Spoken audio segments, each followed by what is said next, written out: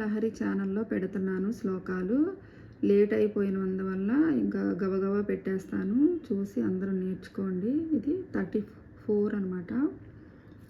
శరీరం త్వం శంభోః, ఇక్కడ విసర్గాలు పెట్టుకోవాలి.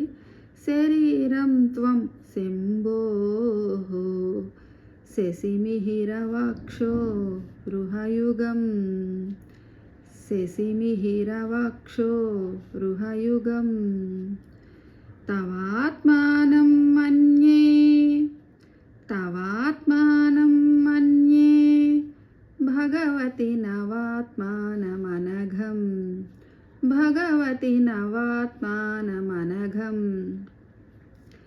అతః ఇక్కడ విసర్గాలు పెట్టుకోవాలి. శేషః దగ్గర విసర్గాలు పెట్టుకోవాలి.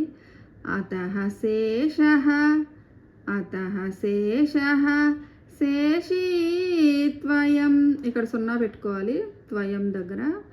అతః శేషః శేషీత్వయం ఉభయ సాధారణతయా, మూ బదులు ఊ రాసుకోండి. ఉభయ సాధారణతయా అతః శేషః శేషీత్యయం ఉభయ సాధారణతయా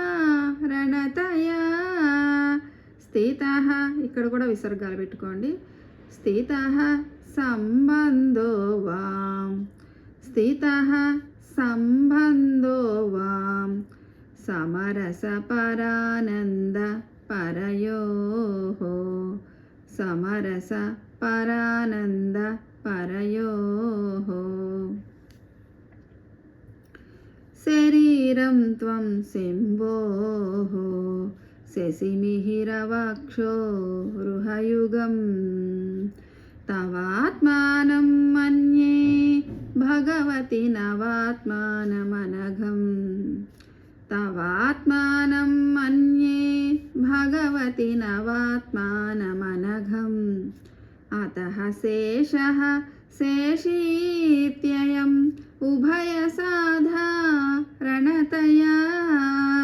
స్థితః సంబంధో వాం సమరస పరానంద పరయోః.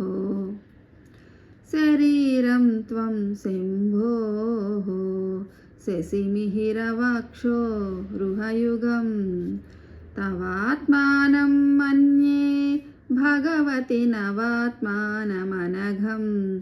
అతః శేషః శేషీత్యయం ఉభయ సాధారణతయా స్థితః సంబంధో వాం సమరస పరానంద పరయోః. ఇదనమాట. మీరు ఒక్కొక్క లైన్ 3 సార్లు 4 సార్లు చదువుకోండి. వచ్చే వరకు ఎన్నిసార్లు అయినా చదువుకోండి. ఇకపోతే ఈ శ్లోకానికి వచ్చేసి మీనింగు,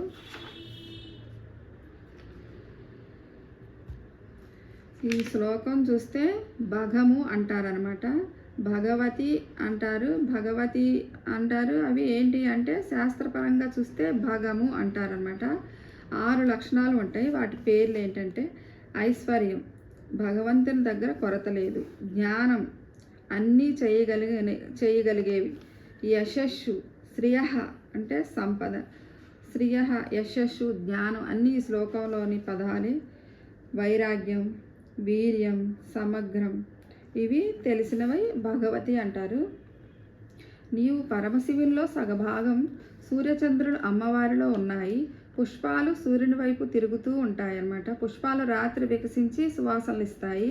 కర్మ సాక్షులు అనమాట. అన్నీ తెలుసుకుంటుంది. కర్మ ఎవరినీ వదిలిపెట్టదు. ఎవరికి మనం సాక్ష్యం లేదని ఎవరిని మనం చెప్పక్కర్లేదు, చూడక్కర్లేదు. కర్మ అనేది సాక్ష్యం. అది సూర్యచంద్ర రూపంలో ఉంటుంది. మొత్తం ప్రపంచం అంతా, విశ్వం అంతా చూస్తూనే ఉంటుంది అనమాట. సూర్యచంద్రులు అన్నీ గమనిస్తారు. అమ్మ కర్మ ప్రధాత అనమాట. పరమశివుని శరీరంలో ఉన్నావు తల్లి నువ్వు అని. నవాజ్ఞానం మనగం, నవాత్మానం మనగం అంటే నవ అంటే 9 అనమాట.